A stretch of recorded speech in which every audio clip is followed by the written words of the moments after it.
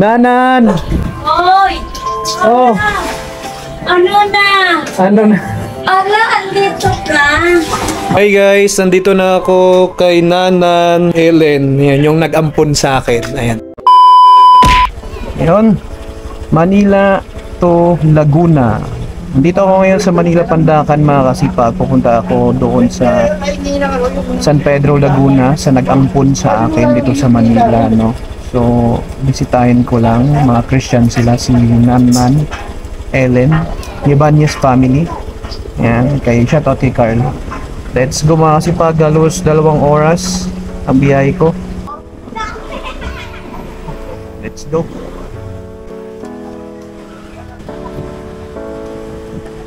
Let's go mga kasipag. Dito ako ngayon sa Pandakan. So medyo pangit ang panahon. Malayo-layo yung biyahe ko. So saan tayo tinuro ni Waze?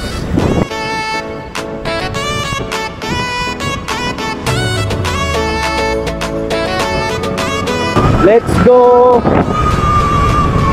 Manila Pandakan to San Pedro Laguna mga kasipag. Halos 2 oras, paingat lang po. So hindi tayo nagmamadali para hindi madali ang buhay natin. So patient lang tayo, double check left and right. Manila Pandakan to San Pedro Laguna mga kasipag, halos 2 oras. Ayun, pinutuloy ako nakapasok. Kumaliwa sa 140 President Quirino Avenue, South.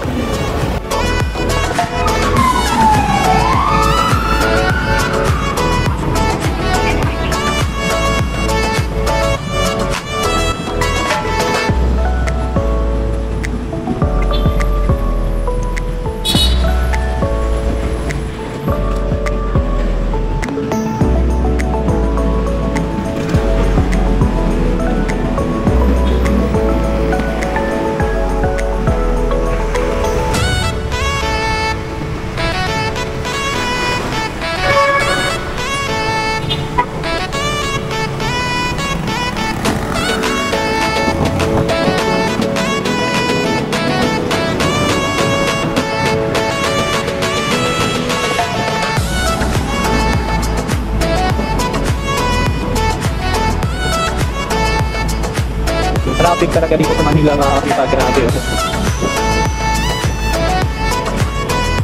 Dati nakasasag ko lang ito.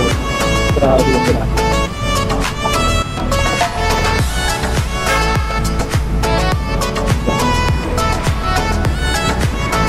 Pero hindi ko makakasipag yun mula dun sa bahay ng garden ko. Nilakas ko lang po ito mula dito. Papuntaan, ano ba yun? Dito po.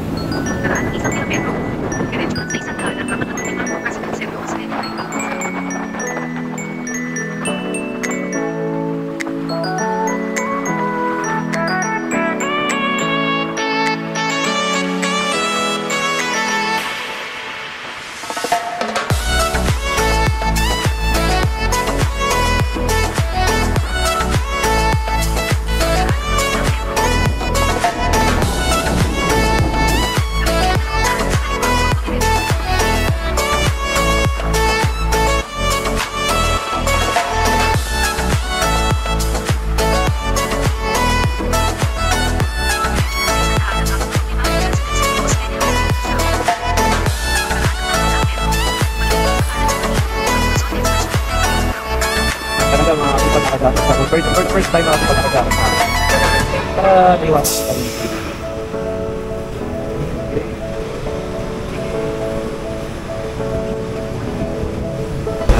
yan yung expressway, yung traffic dito sa expressway mga sipag. Service road. Punta tayo sa Sukat, sunod Alabang, sunod Muntinlupa, sunod San Pedro Laguna. Traffic mo expressway. Ganito pag mga rider, mga motorista.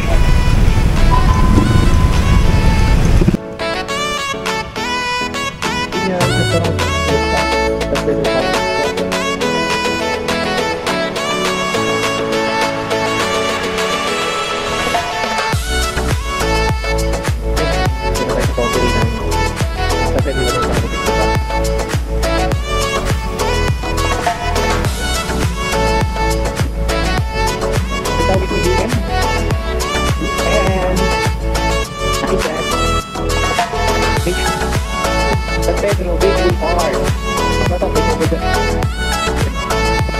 Grabe, kailangan ko lang pag-aapin ako sa pasok. Doon na rin ako sa Matinupang ng Kalipag. Manila Race na. Kami nagkakuha ako, maghanap ng trabaho. Papunta dito sa probinsya. Probinsya na tayo ginawa ko mga kapatid. Konti lang kasi po eh. United San Pedro po. United San Pedro. So, ito po yung Konti United San Pedro. Kasi nakakapit.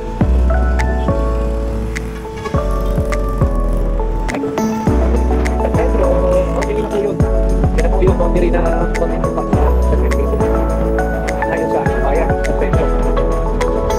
Ayun.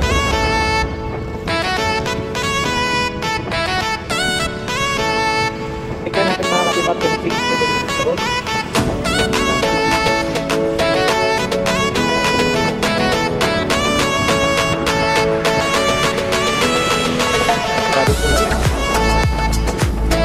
Ito na. Ito na po ang San Pedro. Ayan, shout out po. So, pikitan nyo na po yung bahay ng Ana. Yung nag-ampun sa akin. Pikitan nyo na po bahay na nag-ampun sa akin. Hindi ba mag-u-turn dito?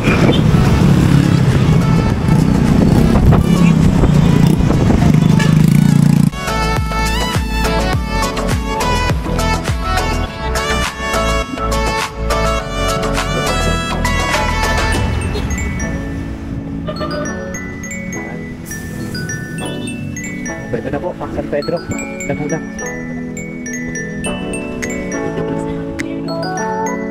Ayan, shout out sa mga taga San Pedro Laguna lahat.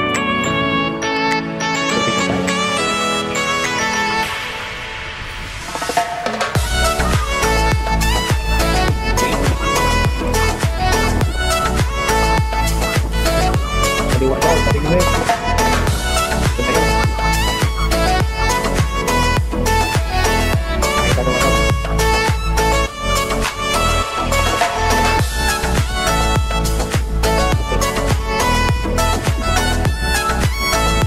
So, malalaman nila po kung saan bahay ng aking Nanan Ellen Ibanez. Shout out po kung talaga po sa akin. Nanan Ellen Ibanez. Shout out sa akin. Sa Ellen Ibanez. Tapos na ako mga kasipat. Kasi alam mo na to dito mga kasi nalalakad ko na lang po ito. So, dyan, papasok sa kanan. Yan na po yung City Hall. May bagong ginawa ko ng building. Bago yan mga kasipag. Bagong building yan. School yan dati. So dito, yan po yung papunta City Hall. City Hall yan ng San Pedro, Laguna. So dito, ito, dati wala pa ito mga kasipag. So 3 years akong hindi napunta dito, no. Yan po, school kasi yan dati. Hindi ko alam kung ano na yan. School ba yan, yung malaki? Ganda. Malaki na. Tapos kumanan. Yan. Grabe yung trabaho dun, ah. Tiba-tiba yung mga ta dito. Ang laki, oh. Tapos tumaliwa. Kanan. Sabi ni Wes, tapos tumaliwa daw. Kanan ako. Kumaliwa. Tapos kumaliwa sa Luna Extension. Maliwa daw. Alam ko na po ito, Wes. Yeah. Sorry kasi hindi ko nilagay yung exact na address, Wes. Ano ko lang. Luna Extension. Yan. So malapit na tayo sa nag-ampun sa akin. Si Nanan Ellen Ibanez. Pakikita nyo na po yung ganyang mukha ni Nanan Ellen Ibanez.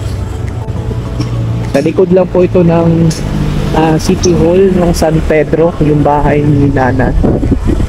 So yan po, City Hall yan, oh. Yan ang City Hall, oh. Maliwa, diretso na ako. So dito na yon.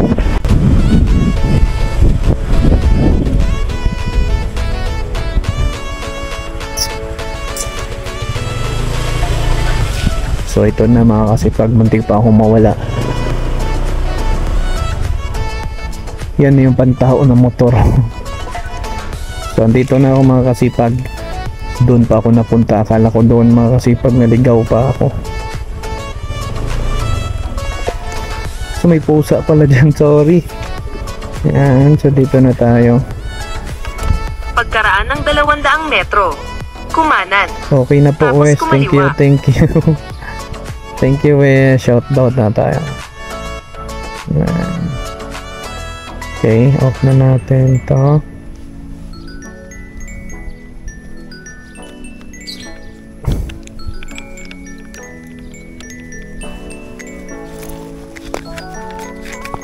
Pagkatapos ng daan. Okay, dito na tayo makasipag sa nag-ampon sa akin si Nanan Ellen, taga Samar, sa Northern Samar.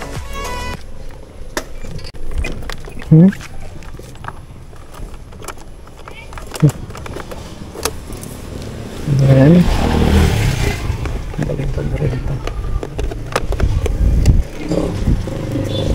Let's go! Yung pusa, oh. Si Nanan Ellen. So, yan.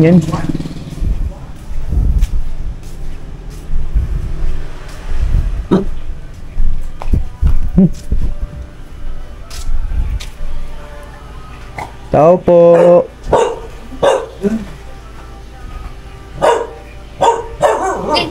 Nandyan si ano? Si ano, be? May utang. Nico. Si Nico. Silo, kumusta silo? Okay lang. Yan yung anak mo? Saan si Nanan? Anda, nagala ba? Nanan! Oy! Oh, Ano na? ano na? Ala, andito ka? Oo, Sino kasama mo? ako lang. Ako lang. Kumusta ka na? Ganun pa rin lang, mahirap pa rin nan. Oo, masakit na rin, ha? Natutuwa nga kami sa'yo. Dahil, bakit? Late eh. Ha? Ngayon? Nagkaan ka dito lang? Ha? Gaan ka lang? Nagmotor ka lang? Hindi ba? Kamusta na may anak mo? Nakikita ko nga. Nandun. Dadaling ko sana dito kapon kasi Diok ni May. Oo, Eh, oo, busy oo. ka kalaba. Busy kasi. Oo, kasi may work eh. Talaga, ang galing mo naman. Uy, bakit ano? Bakit nakabukas pa yung ano mo? Saan ang motor mo? Ha? Nasa labas? Yung... Motor mo? Oo. Ipasok mo muna dito sa akin. Pasok mo muna. Mamaya naman uulan ka. Tayo. Ano bang ulam? Yan ang ano, mabilis na. Parang ang gwapo-gwapo mo doon, ano. Ay, doon sa ano, parang doon ako doon. Pero ngayon di pala, grabe ka Nanan. Sabi nga ni Ronel, bangin mo kasi dito kung mahilig magdadaldal dyan. Malaking sabi ko na lang sa lagyan mo dyan. Tapos, Uy! kalamansi. Yan. Ang ulam namin ay ligo. Yan. So, Hala, may naka-open nga. so ayun, nandito na ako sa nanan ko. Pag nandito kami, simpleng buhay lang po. Yung ligo lang po yung ulam namin. Yan si Uy, Nanan. no! Uy! Huwag mo na Ligo lang pero tingnan mo naman naka-ref. Oh. Ayan, naka-ref. Wala po Then naman may po cabinet tubig. pa. May cabinet pa. Tingnan nyo naman. Puro tubig. Ayan, oh. Puro tubig. Oh, ang laki ng screen ng TV, di ba? Puro tubig. Pero ang ulam ligo. Kaya yayaman talaga to si Nana napakatipid. Wow, ah. Wow, ha? Pinapakinggan ko rin yan yung mga kasamahan mo eh. Oh. Dali, kain na. Lika na, Estela. Ano ba to? Dapat na. Hi guys, nandito na ako kay Nanan Ellen. Yan, yung nag-ampon sa akin. Ayan. Uy, ikaw naman. Yan.